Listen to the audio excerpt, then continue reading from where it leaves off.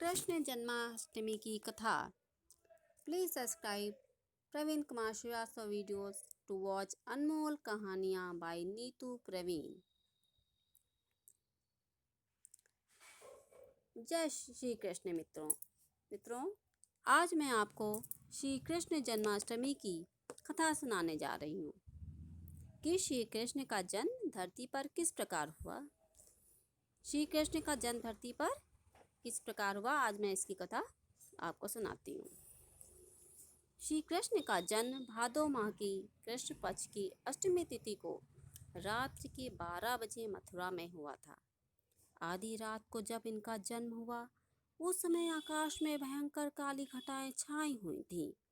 मूसलाधार बारिश हो रही थी। आकाश में बादल अत्यंत तेज गरज रहे थे। रह रहकर बिजली चमक रही थी।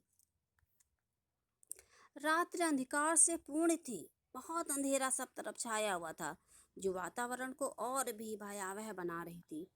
किंतु वसुदेव ने अपने तत्काल उत्पन्न हुए पुत्र की रक्षा के लिए, जो कि बहुत चिंतित थे, उन्होंने एक सूप में श्री कृष्ण को लिटाया, एक कपड़े से ढका और चल पड़े। उनके चलते ही कारागार के द्वार अपने आप खुल गए, उनकी बेड़ियां कट गईं तथा सारे पहरेदार सो गए। वासुदेव अपने पुत्र को लेकर यमुना नदी के किनारे पहुंचे। उस समय यमुना नदी मूसलाधार बारिश के कारण उफना रही थी। उसमें जल ही जल भरा हुआ था। ऊंची ऊंची लहरें यमुना में उठ रही थीं। वासुदेव यमुना में उतर गए और नदी पार करने लगे। लेकिन अचानक यमुना का स्तर बहुत तेजी से बढ़ने लगा। एक बार तो लगा कि वासुदेव जी को वो डुबा देगी।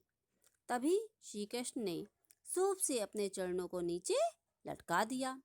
पाँव के नीचे लटकाते ही यमुना जी ने श्री कृष्ण के चरणों को स्पर्श किया। श्री कृष्ण के चरणों का स्पर्श पाकर यमुना का जल स्तर घट गया, क्योंकि यमुना जी श्री कृष्ण के चरण स्पर्श करना चाहती थी।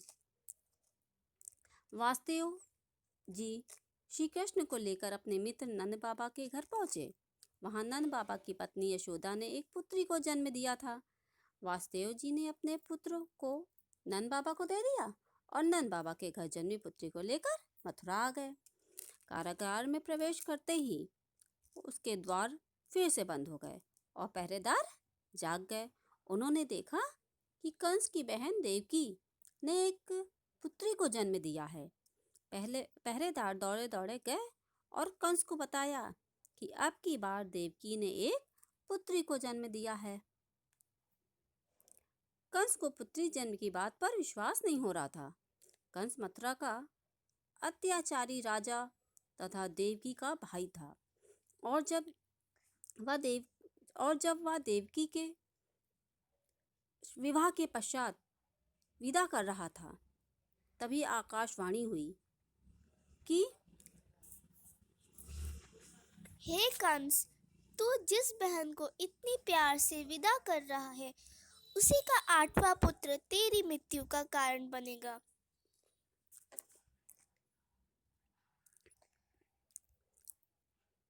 तभी से कंस ने अपनी बहन देवकी और बहनोई वसुदेव को कारागार में डाल दिया था।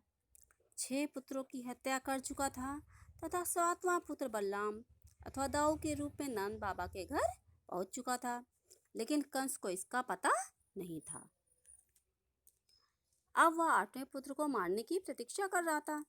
वह अपनी मृत्यु से इतना भयभीत था, इतना डरा था कि देवकी की पुत्री को भी मारने चल दिया। उसे लग रहा था कि कहीं देवकी की 8वीं संतान पुत्री ही कहीं उसका वध ना कर दे।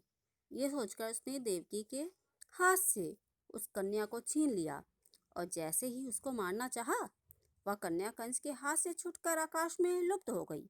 और तभी आकाशवाणी हुई, हे मूर्ख कंस, तुझे मारने वाला तो धरती पर आ चुका है, वह जन्म ले चुका है। जिससे तू इतना डर रहा है, वो धरती पर जन्म ले चुका है। तेरा काल आ चुका है। अब तेरी मृत्यु निश्चित है, बिल्कुल निश्चित। ये बोलकर आकाशवाणी बंद हो गई। कंस हक्का बक्का खड़ा था। उसे कुछ समझ नहीं आ रहा था इस चमत्कार के बारे में, कृष्ण जन्म के बारे में, और समझ में आता भी कैसे एक पापी को। श्री कृष्ण तो अपने भक्तों के उद्धार और पापियों एवं अत्याचारियों के अंत के लिए धरती पर अवतरित हो चुके थे। मित्रों, मुझे आशा है कि आपको ये मेरी कहानी अच्छी लगी होगी। अगर आपको मेरी ये कहानी अच्छी लगी हो तो कमेंट्स बॉक्स में अवश्य लिखें और मेरे चैनल को सब्सक्राइब, शेयर एवं लाइक अवश्य करें। धन्यवाद मित्रों। Please subscribe Praveen Kumar Srivastava videos to watch Anmol Kahaniyan by Neetu Praveen. Thank you.